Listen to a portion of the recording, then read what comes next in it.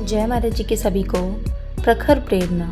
ज्ञान प्राप्ति के बाद एक शिष्य ने अपने गुरुदेव को गुरु दक्षिणा देनी चाहिए। गुरु ने दक्षिणा के रूप में वह वस्तु मांगी जो बिल्कुल व्यर्थ हो। शिष्य व्यर्थ वस्तु की खोज में निकल पड़ा।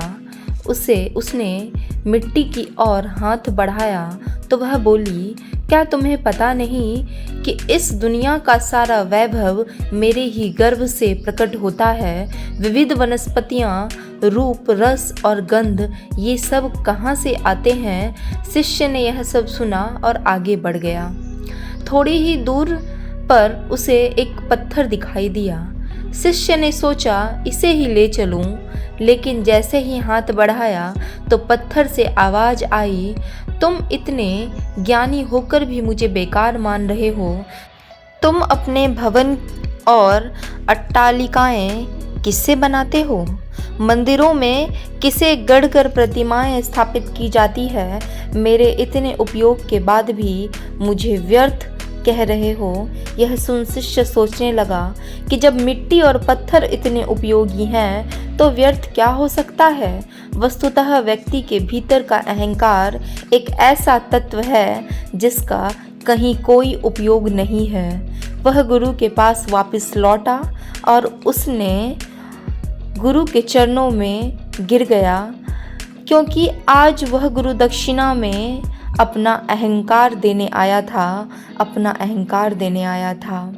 आज का विशेष अनुभव, डोंट एवर मिस सत्संग। बेटी की शादी होने के कारण बीते दिन बहुत व्यस्त रही। 2 वेबकास्ट सत्संग भी मिस कर दिए। उसके बाद भी थकान के कारण फिर से सत्संग नहीं सुना। उस समय सत्संग की इम्पोर्टेंस और अपनी भूल का मुझे अंदाज़ा नहीं था। मेरी भूल को सुधारने के लिए स्वयं गुरु महाराज जी मुझे 2 बार समझाने आए। एक दिवस साधना में मैंने देखा कि एक बहुत सुंदर जगह पर सत्संग के लिए स्टेज लगा हुआ है। प्रचारक बहनें मंच पर बैठी हुई हैं। तभी स्वयं गुरु महाराज जी स्टेज पर चले गए और अपने आसन पर विराजमान हो गए। उस समय मैंने स्वयं को भी उसी जगह पर उपस्थित देखा। मेरा ध्यान गुरु महाराज जी की ओर ना होकर अपने बच्चों की ओर था। मैं अपने बच्चों को बुलाने लगी थी, उन्हें आवाज़ लगा रही थी, आ जाओ, सत्संग शुरू हो गया है। तुम सब इतना टाइम लगा रहे हो, जल्दी आ जाओ। उनमें उलझे रहने के कारण मैं कार्यक्रम में बैठकर भी सत्संग नहीं सुन रही थी। जिन बच्चों को मैं बुलाने में जुटी थी वे मेरी बात पर बिल्कुल ध्यान नहीं दे रहे थे। मंच पर विराजमान गुरु महाराज जी मुझे देख रहे थे कि सत्संग कार्यक्रम में बैठकर भी मेरा ध्यान सत्संग में नहीं है।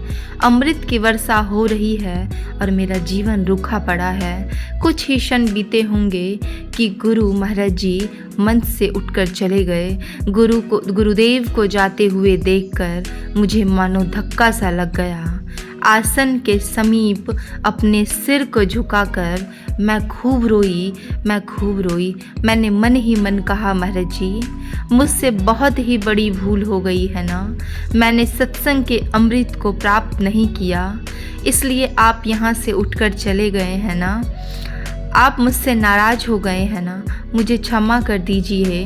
महाराज जी ने कहा, दया के सागर गुरुदेव वापस मंच पर चले आए। अपने आसन के समीप आकर वे खड़े हो गए। अपने मुख को उठाकर उनकी ओर देखते हुए मैंने अपने दोनों हाथों को जोड़ लिया। महाराज जी, मुझसे भूल हो गई, क्षमा कर दीजिए।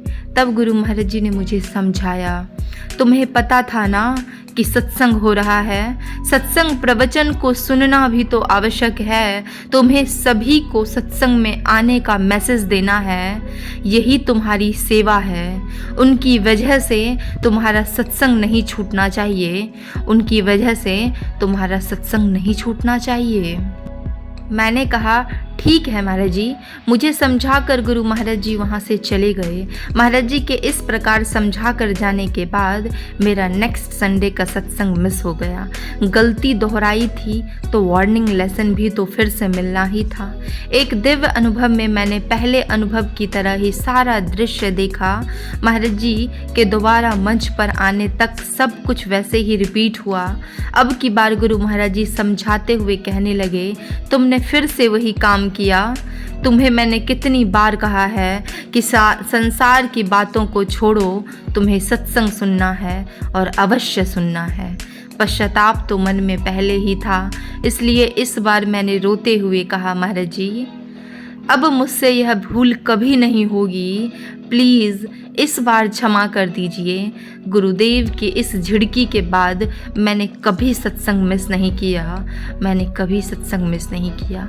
और ऐसे ही दिव्य अनुभूति अगर आप लोग के जीवन में भी घटती है तो अपने अनुभवों को दिव्य ज्योति जागृति संस्थान अंतः अनुभूति हेल्पलाइन नंबर पे अवश्य रजिस्टर कराएं, ज़रूर दर्ज कराएं और डेली के आने वाले अनुभवों को अवश्य पढ़ें। और आप लोगों के आसपास जो भी ऑफलाइन सत्संग हो रहे हैं उसमें आप अपना हिस्सा ज़रूर लें, आप ज़रूर जाएं और लोगों को भी साथ में लेकर जाएं, ताकि वह लोग भी इस ज्ञान संदेश से जुड़ पाएं और अपना आत्म कल्याण कर पाएं। जय महाराज जी की आप सभी को। का कलम वही जो विश्व को बदलने की ताकत रखती है। सांस्कृतिक जागरूकता, राष्ट्र प्रेम, प्रभु भक्ति, गुरु स्मरण, इन सभी भावों को हम निरंतर इस पृष्ठ के माध्यम से ग्रहण करते आए हैं। चरैवैती आज उन सभी साधकों का आभार व्यक्त करना चाहता हूँ जिन्होंने अपनी कलम के माध्यम से दिव्य गुरु श्री आशुतोष महाराज जी के दिव्य मिशन विश्व शांति में अपना विशेष सहयोग अर्पित किया है। आप निरंतर भक्ति पथ पर चलते रहें और लिखते रहें, चरैवैती। एक योगी इस देश को चला रहा है, एक योगी प्रदेश को चला रहा है। अब इंतजार है उस महायोगी के आने का जो संपूर्ण सृष्टि को चला रहा है,